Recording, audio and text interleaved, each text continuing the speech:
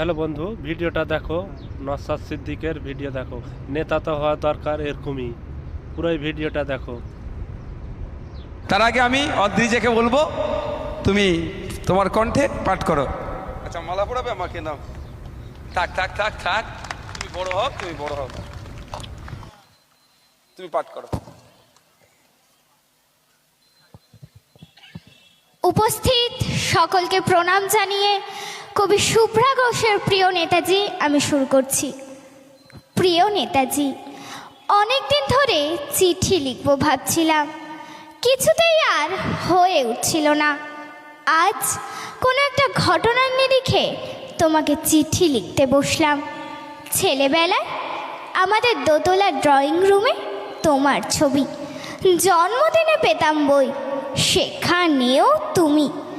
বাবার গল্পে তোমারই বীরত্ব, দেখতে দেখতে শুনতে শুনতে ক্রমে আমিও তোমার ভক্ত। বাবা বলতেন ইন্ডিয়ায় আর একজন নেতাজির দরকার ছিল।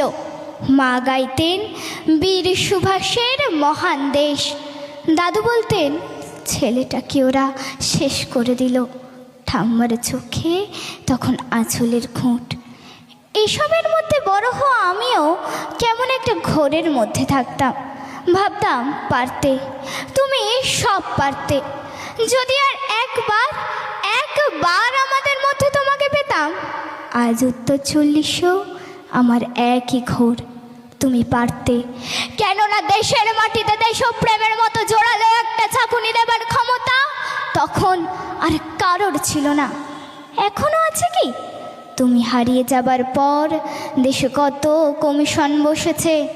ভারতের পূর্ব পশ্চিম উত্তর দক্ষিণে কোনো পীর, কোনো সন্ত, কোনো দয়ালু বৃদ্ধকে দেখে ভুল করেছে সবাই, ছুটে গেছে তুমি মনে করে, কিন্তু ফিরেছে মাথা নেড়ে।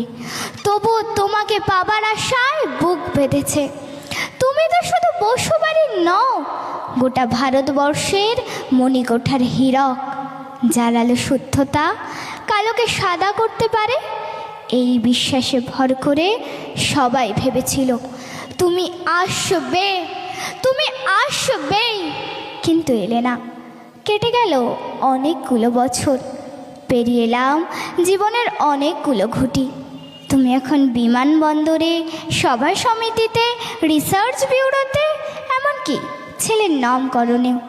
জানো, তোমার জন্মদিনটা এখন সবাই ছুটির দিন বলে আয়েশ করে, উপভোগ করে, আর ছেলেরা